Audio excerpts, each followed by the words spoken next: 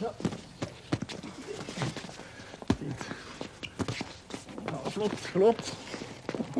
Du där nu? Jukset du? Jukset. Okej. Break. Men nu må få litt nærkamp også. Ja. Så begynner det sånn vanlig. Litt nærkamp. Ja. Litt inne. Ja, ja. Og litt lyd. Ja, nettopp. Skal du, angriper du? Jeg angriper. Nei.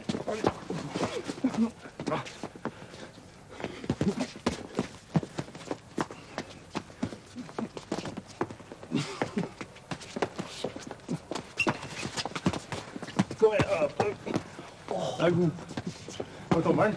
Well, this play boxing, this play with boxing gloves has made some kind of impression also in other countries. They're quoting, saying that Naess, he has a complicated character. He's boxing, which is impossible for a Ghanaian. They imply, they don't say it, but it's so ridiculous because play and sport is different, and there's too much sport and too little play, I think, today. And playfulness is basic, I think, in life. And the more suffering, the more playfulness. The more you see of suffering, the more you need playfulness.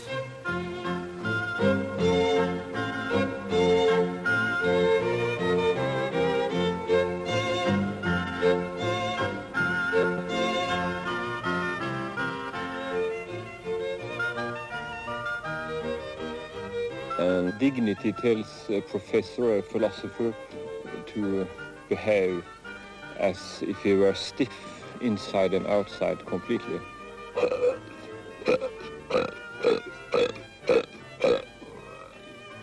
But when I met my present wife, Kit Fai, we met together playfully.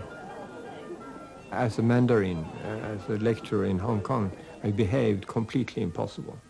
And she liked that, and so she's now my wife. And we had this together.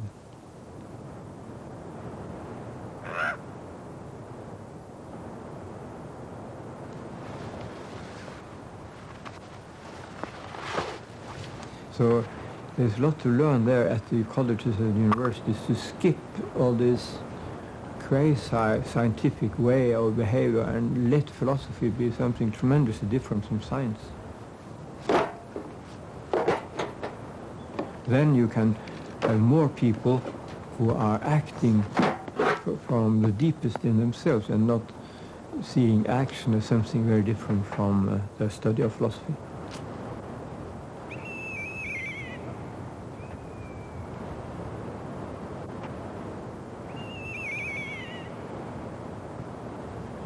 Well, mountains, of course,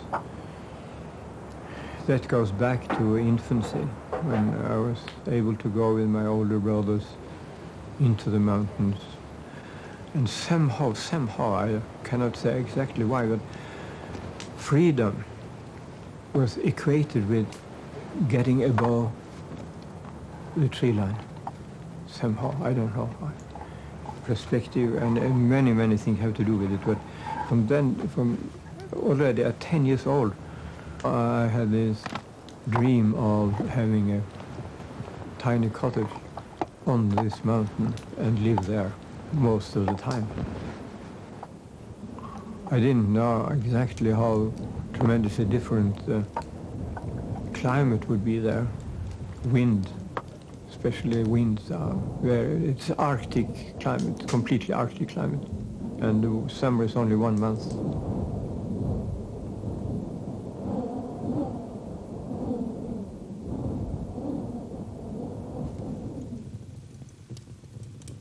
My mother had a cottage high in the mountains, above timberline. And then far away, according to my mind, tremendously far away, you had a mountain like an enormous wall. And on the top of this enormous wall there was then still higher small peaks and so on. And that mountain, Hallingskarvet,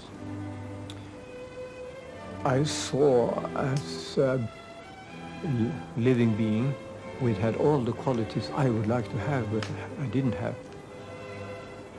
Equanimity, unruffledness.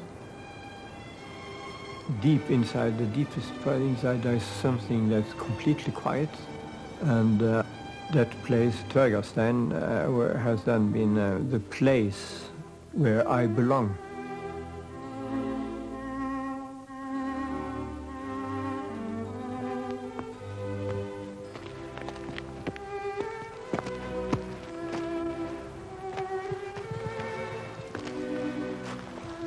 One of the great movements or sub-movements of today is to get people to identify with place and to identify with surroundings, to identify with the landscape.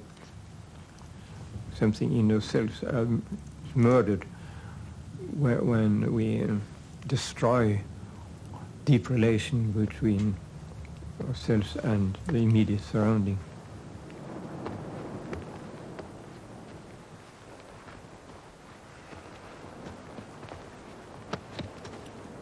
Tvergastein is situated 1,500 feet above the tree line, and there is no kind of trail leading to it, and we have to carry everything. This makes for self-reliance. For instance, in the winter when we had 4 or even 5 containers of water, which we have got from the lake, then every time I would pass those 4 or 5 containers, I would say, oh, what a richness, what richness.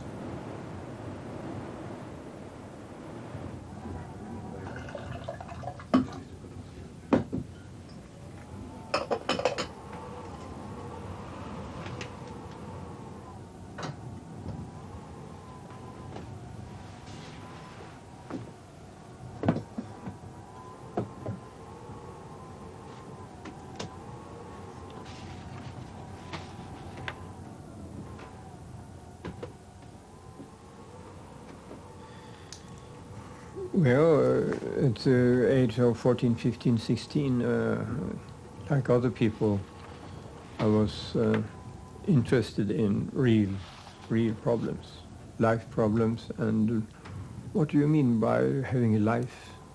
Is it just to get an education, then a family, and then be a grandfather and then die? So a lawyer I met in the mountains of Norway, and he said, what suits you would be Spinoza. And I looked into Spinoza and found it. And then Spinoza is, first of all, somebody with a total view. Everything is connected, and there is something, and that's kind of creative force in humans, in everything, which he called God. He had this expression, God or nature, connecting 2 words for the same.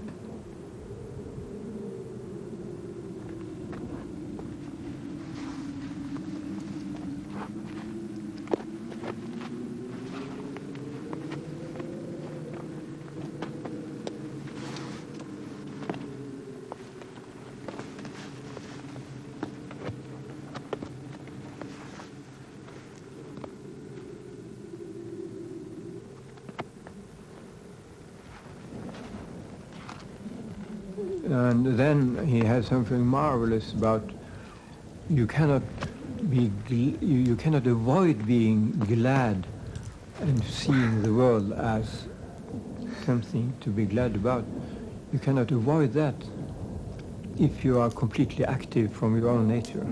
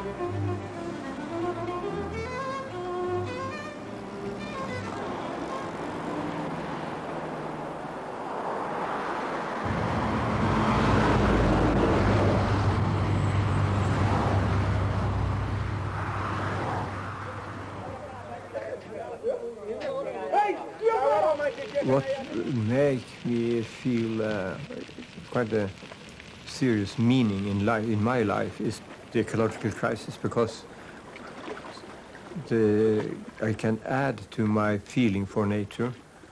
I can add a sense of being useful socially and politically by coining the term deep ecology. And this has to do with relating deepest feelings and attitudes, relating that to practice, your own practice in life.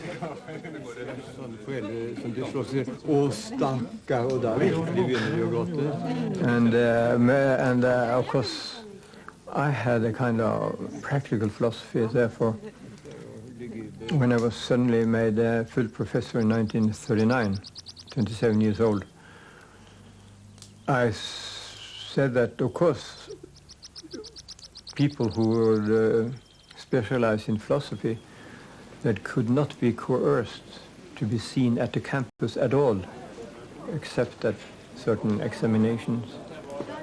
So also I myself would say I will be here in on the campus Tuesdays from 6 o'clock until Wednesday at 3 o'clock, and nothing else, because as a philosopher, how could one live on the campus? I mean, either up in the mountains or some kind of conflict areas or something.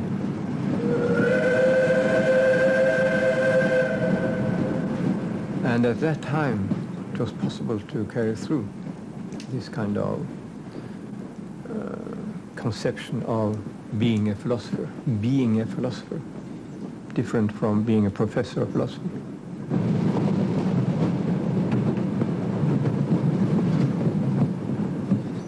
I was close to the logical empiricists in 1934-35 before I was professor, and I was close to the American pragmatism in opposition to Bertrand Russell, for instance, who were more intellectual. I was more influenced by zoology, botany, geology, and the natural or nature. But then I asked myself more closely whether I could support empiricism as a total system, and that was impossible, I found out. So I went into a kind of skepticism, disbelieving in the possibility to have any kind of systems. And this leads me then to the philosophy of diversity of lifestyles and diversity of world conceptions, and opposition to the belief in that there should or could be a scientific worldview. There will be no definite worldview in the future, I hope.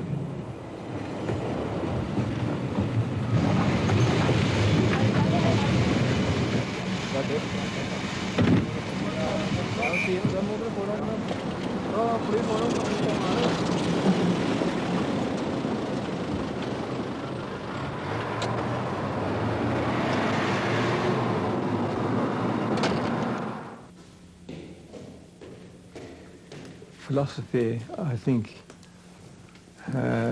today would be conceived as philosophy of life, first of all.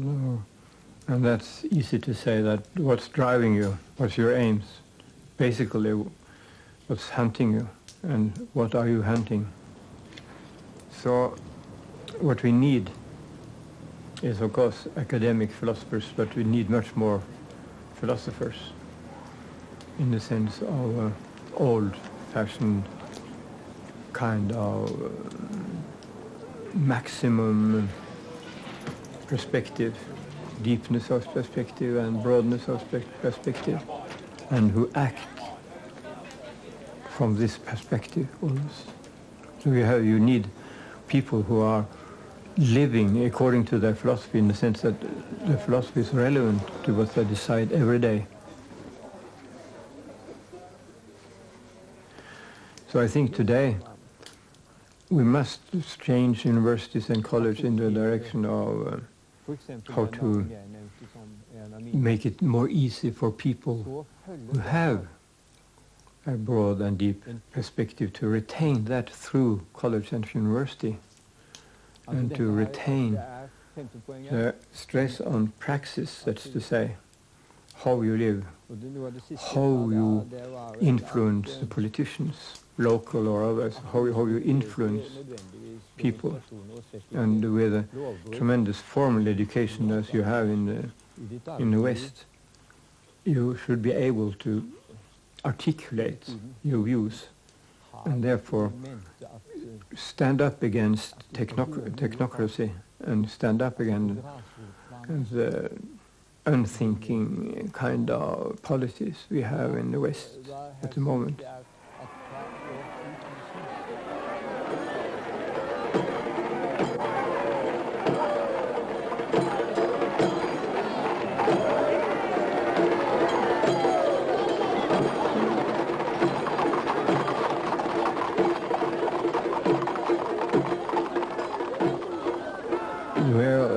It's clear that I have been very early and very deeply concerned about the problems Gandhi was taking up.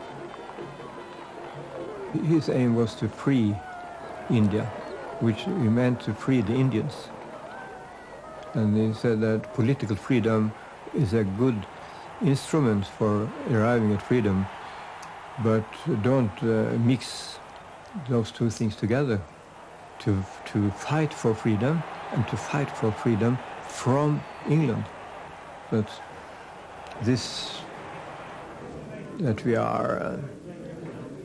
have the bosses who are English, that is, it's not good for self-respect. And that's, with a bad self-respect, you don't get free, you get to be a free person.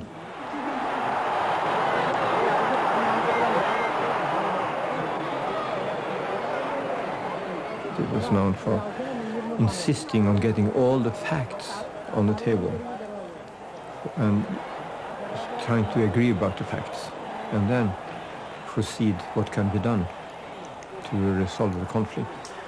Get into the center of the conflict. Don't stay outside.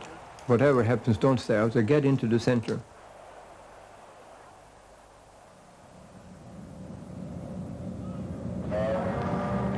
When he went to England, and they said, no, you cannot go in this area of industry because they hate the Indian policy of starting making their own clothes. So he went there, and his appearance, he has then a language or behavior that immediately cools down people. And the workers said, okay, of course you must do what you wish in India. But the British government must do something to help us, because we get to be unemployed. So it's our problem, not your problem. Whatever the result of the mission that brought me to London, I know that I shall carry with me the pleasantest memory of my stay in the midst of the poor people of East London.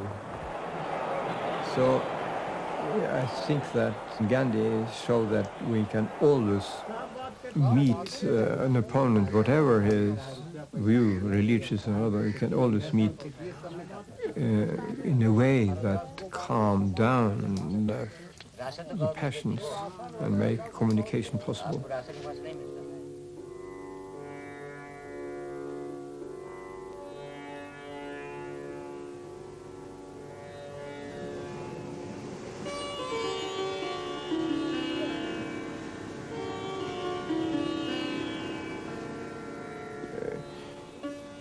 According to Luther, there are bad people and good people, and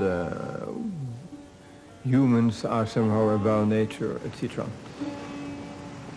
In Gandhian thinking, you cannot distinguish this way, that there are bad and good people, but you have good or bad actions, and how can we reduce the power of bad actions?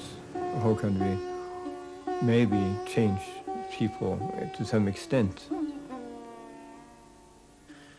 Gandhi would say that we have to go to use satyagraha, non-violent resistance, which is an active, militant resistance where you don't mind blood on your side, but you mind blood on the other side. So you see, Gandhianism is very different from pacifism.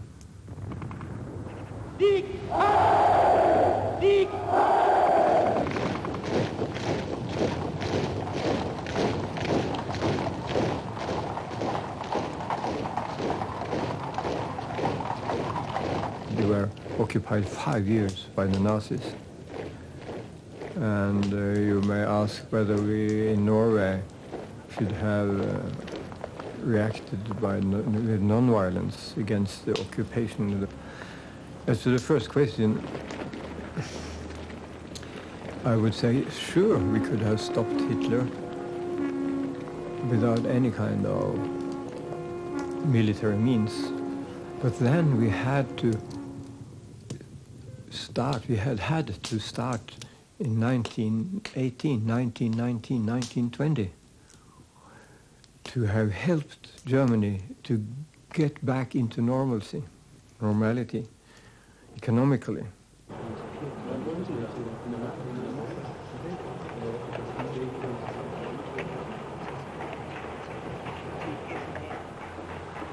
And many people in 1919, 1920, 1921 thought about things like Gandhi did. If they had had more power, it could easily been stopped. But as I say, we had to go far back. We can talk about training of people. What's the outlook? How much do the military establishment do for developing a non-violent attitude? The military establishment could do both. And in Norway, the military establishment didn't do anything to make us able to do non-violence during the occupation. But if we had had some education and had complete non-violent resistance to the occupation forces, it would have a tremendous influence internationally, I think.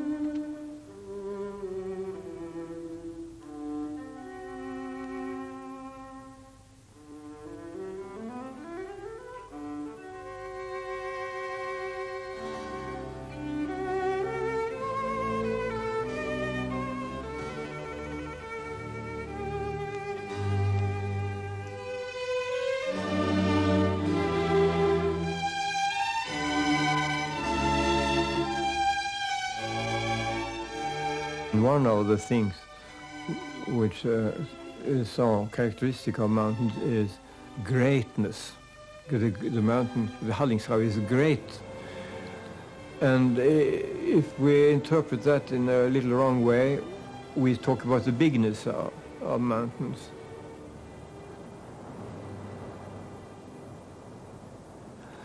So Himalaya being biggest in the world, we have to go to the Himalaya.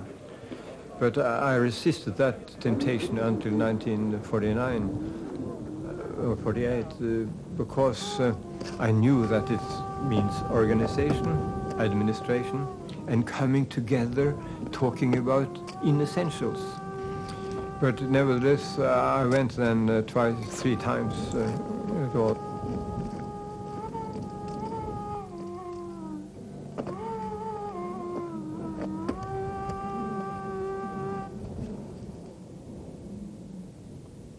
And the greatest moment for me was, I remember when in North Pakistan, it was a tremendous mountain at that time, Tirich-Mir, I was climbing with my friends.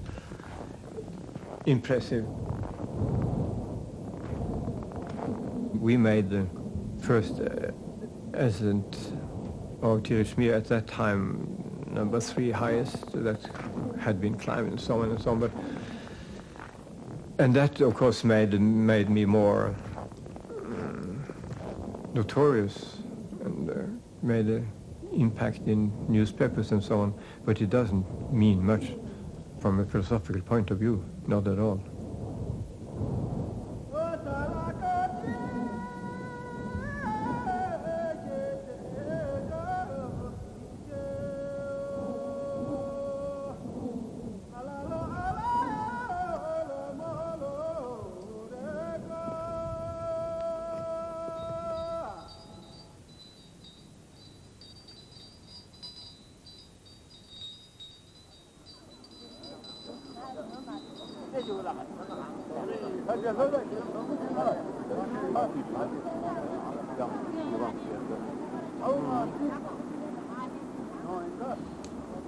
Unfortunately, people in their poor countries, when seeing all these tourists who seem to have to be completely free, no work, nothing, they just stroll around and we must get hold of the things they have. And there, one main goal of the next century is, of course, that we go down in the material standard of living,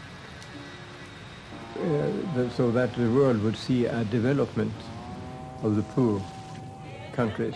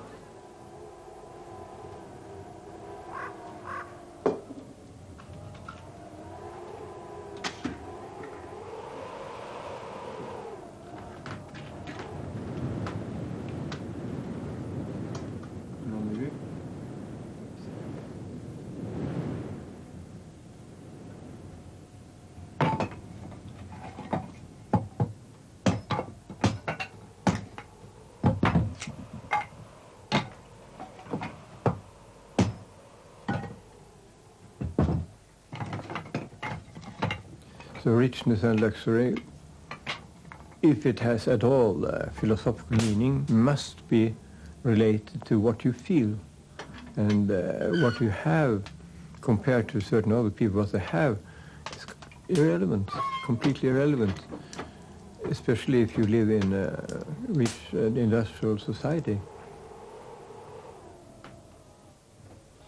Har du litt varmt vann, Kitfai? There's so little you really need compared to what you think you need. So I got the slogan, which is so important in the deep ecology movement, that rich life, simple means. Not simple life. I had the most complex life I ever had. I have had more than 10 years I have been at Dvergasten because wife, child, and everything you needed, including a couple of thousand volumes of literature. Because my 2-volume philosophy of history of philosophy made me carry more than 200 pounds of books, complete works of Kant, complete work of Descartes, and so on. And to stay there, I got free from most conventions how a history of philosophy should be.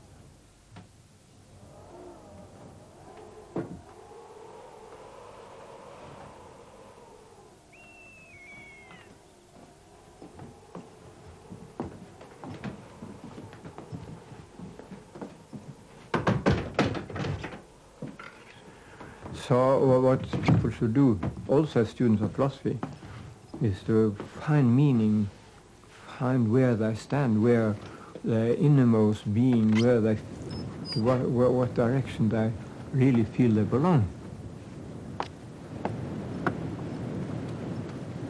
And then interpret the philosophers according to what they feel. And that's what I do with Spinoza. Whereas people think, oh, Naess, he is saying that Spinoza is the philosophy we should use in an ecological crisis. No, I never make any propaganda for Spinoza, but I am seeing things in the way that is suggested by Spinoza according to my interpretation. If you know what you feel for and you know what you are, to some extent, you automatically get inventive and creative, automatically.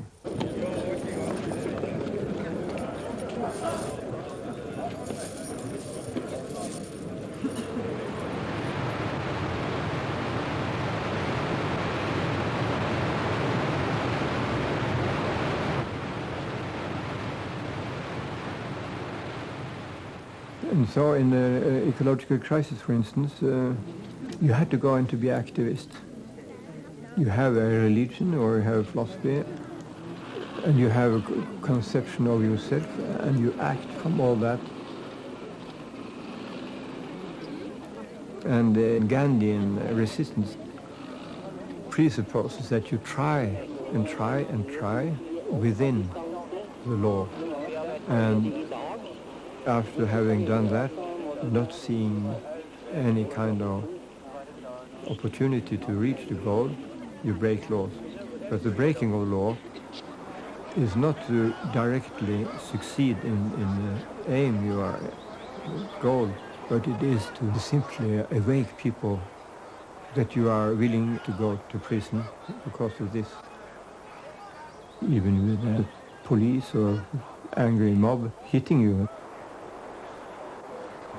you just behave completely relaxed.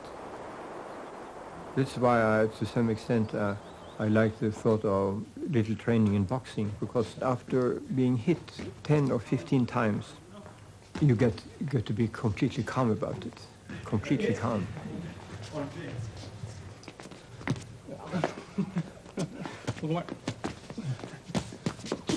Oi, oi, oi, hvordan gikk det? Gikk det bra? Ja, du må på den igjen. Er det ikke? Ja da, helt sikkert. Ja, det er det. Ja da. Ja, flott. Jeg kommer og angriper deg. Ja. Du står sånn. Ja. Flott. Det er nydelig. Ja, det er fint. Altså. Og så du... Hei, hei. Og så holder jeg deg. Nydelig. Det er fint. En gang til med det der, det var litt vanskelig.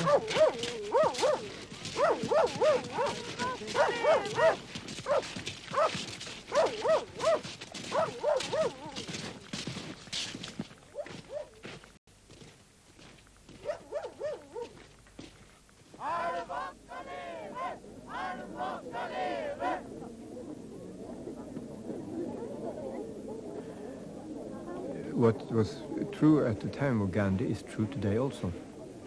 That the civil disobedience in Arctic Norway during winter was much more successful than during summer, because more than 1,000 people were in the winter time doing demonstration, and they sent up 600 police.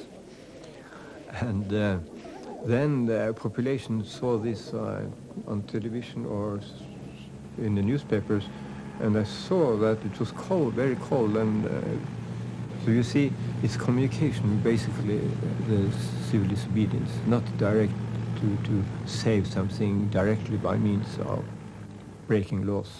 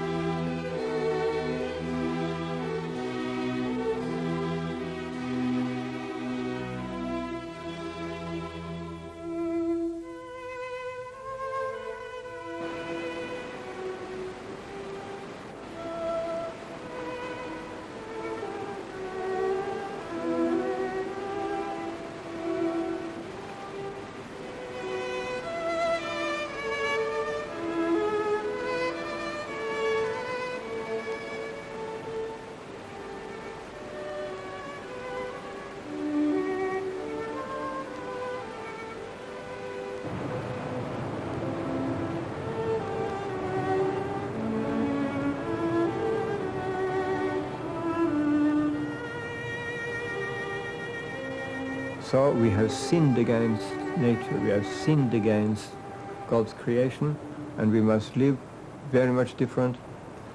What God has created directly has value in itself, completely independent of any kind of usefulness for man.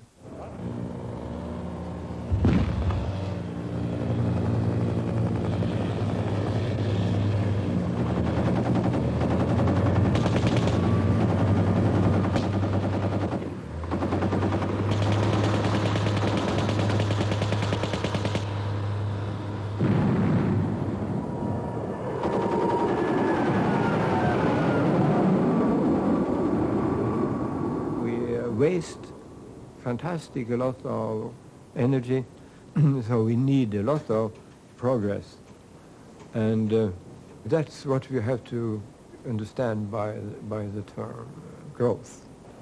And Gro Harlem Brundtland herself would, under pressure, say that. Of course, I do not mean growth as we have had it before. I mean our growth according to ecological criteria. But nobody has defined it that way, but it shows that under pressure what they would like to mean by growth in a rich nation is ecologically sustainable progress in the rich nations. We are overloading the planet's ability to absorb the effects of human activities in ways never before experienced in human history. While we still have time to make necessary changes, sustainable development is a participatory process on which we all should build. Sustainable development, according to one interpretation of the Brundtland report, is that any kind of development today implies ecologically sustainable development. You have to have abundance of life around you and diversity. This is ecological sustainability.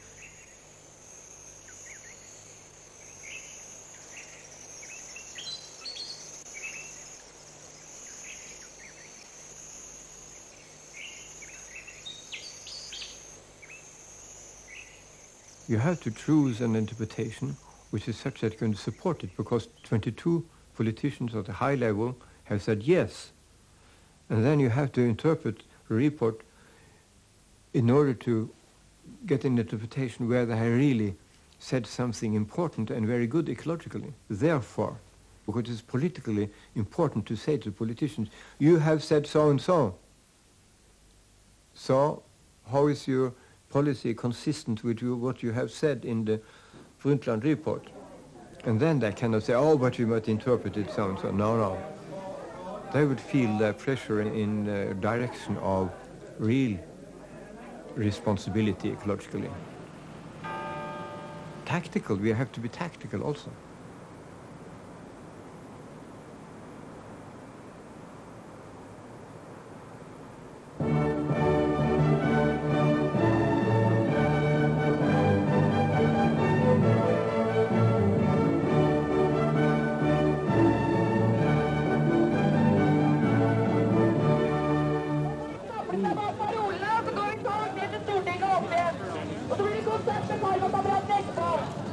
In 1972, every big newspaper and every people in power were for joining EEC. But the grassroots were not. They said, in Norway, they said, well, Oslo is bad enough. We don't want any new center even bigger. And today, we are fighting against, some of us are fighting against joining EEC.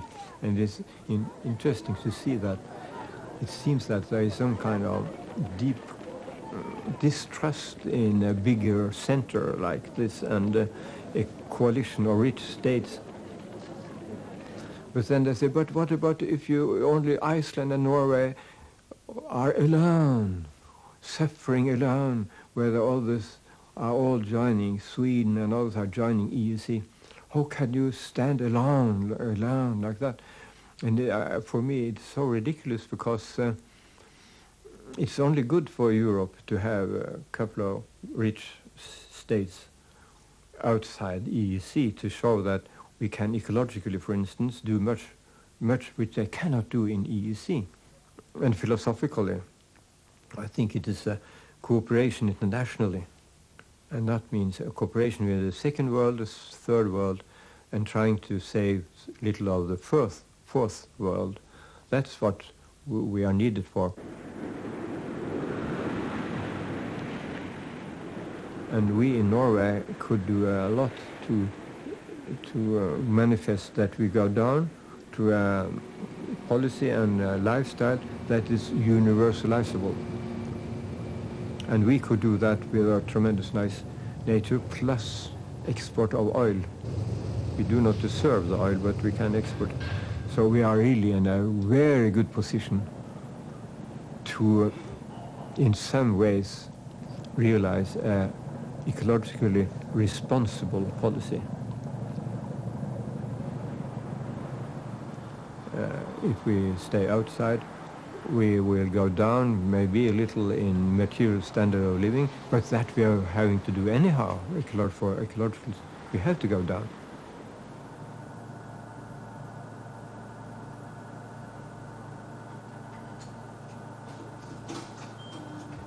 And sustainability, that means in the long run you can keep on with the policies without hurting the richness and diversity of life on Earth. That's sustainability, philosophically, I think.